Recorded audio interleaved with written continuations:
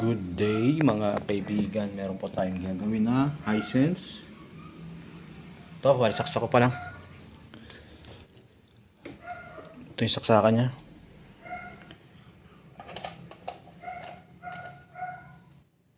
Ano siya, pagka ayaw magtuloy. Ayaw magtuloy daw, sabi ni sir.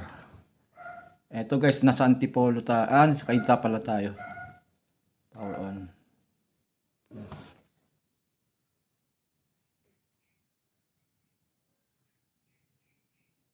Ayun yung Hisense.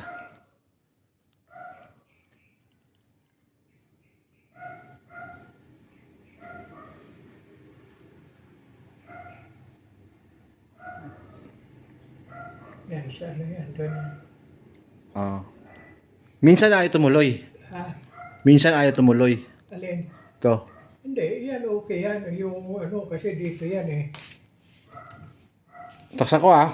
Yan isa, saksak ko.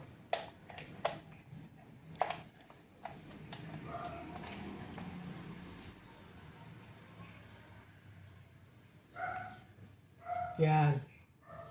Mamatay. Namamatay siya pag nakasaksak yung ating TV Oo. Plus, no? Oo na yun. Patay na siya. Pero pag binuhay natin to ulit, Pero minsan naman may timpo siya na pag mo didiretso. may sumpong, no? Yun. Nawawala talaga siya, mga bro. Oo. Bakit kaya? Sige, buksan ko na lang. Ito mga bro, yung likod ng TV. 39 inches Hisense. Ito, silyado pa. Hindi pa siya nabubuksan. So yung issue niya, namamatay, no? Pag nag-on. Hindi pa nabuksan din eh. Hindi pa nabuksan, sabi ni sir. Pabuksan ko pa lang. Sa ano pala to? Sa Cainta Rizal, itong home service ko, mga bro. So sana magawa natin, no? Ito mga bro, nabuksan ko na yung TV, no? Ito na yung pinaka-board niya. So yan. 330 UF 200 volts. Mataas pala siya, no? So yun ang possible na sira. Ito mga bro, bali sa mga newbie na nakapanood nito, bali bago nyo bakasin yung capacitor na sira, check nyo muna yung yung hot section na ito, yung malaking capacitor, kasi may naka-store pa na yan na 300 volts kahit wala na, kahit nakabunot na sa saksakan.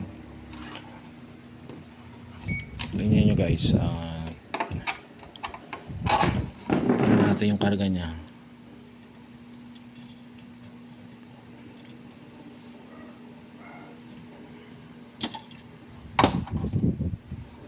Mahirap pag ano.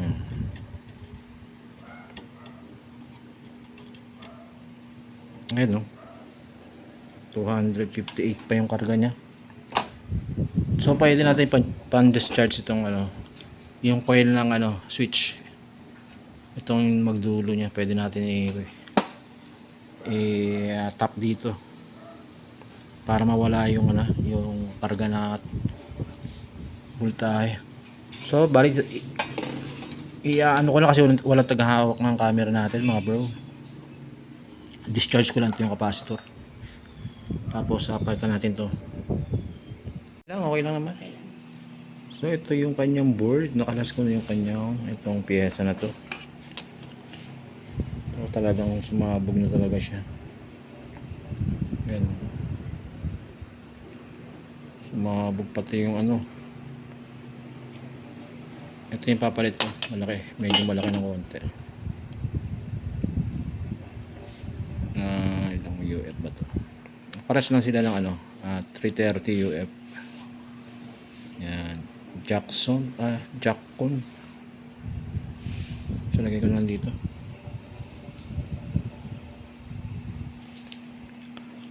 Dali na lang magtanggal nito. Hatakin mo lang to eh. Hatakin nyo lang habang hinihinang. Kakalas na siya. Bro, naikabit ko na yung capacitor. And then testing natin. Video ko te. Mag-video. I-video ko yung... Video. ito. No. Ito bali na standby light siya.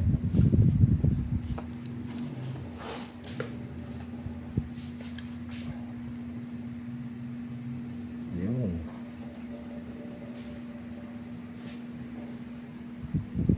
Oh, lumakas na rin yung ilaw niya. Okay.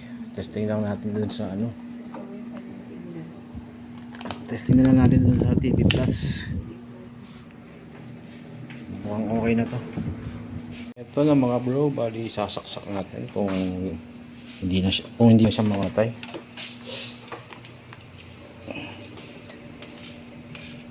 Ito. Naku, matigas. Medyo matigas. Tanggalin ko lang ito isang extension.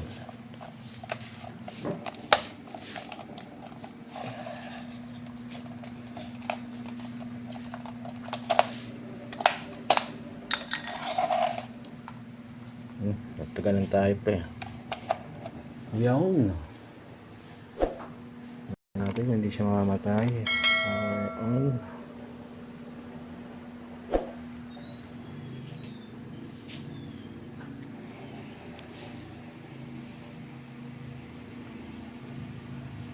Ayun na.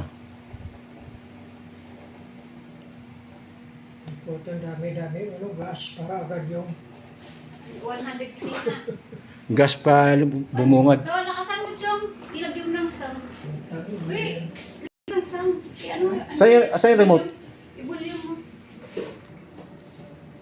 Be. Bigyan mo na kay Kuya. Alam ni Kuya yan. Ay, walang sounds.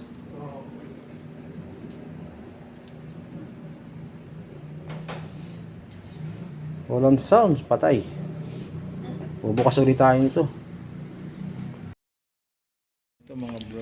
Dyan mga bro, namali ako ng kabit ng RCE. Kaya walang sounds. Dito ko nilagay yung speaker. Ayan, dito munog. Natin.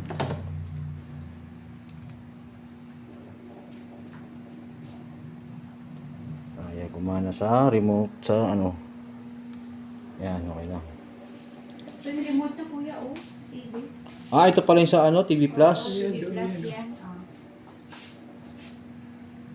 Mamagitan ng pakikipagtulungan sa Wala. international stakeholders at national government. Kasabay niyan ang pagtiyak ng Pangulo na tutugunan ang mga hamong Okay na, mga kinakaharap bro. ng LGUs kabilang ang administrative, financial at Hindi technical natin pwede kunan ng buo. na nakakaapekto sa kanilang serbisyo. Hanggang dito na yung video natin. Thank you for watching. Ang koordinasyon ng local at national government. Success ang gawa natin mga bro. Ang digitalisasyon ng serbisyo sa pamamagitan ng electronic LGU system o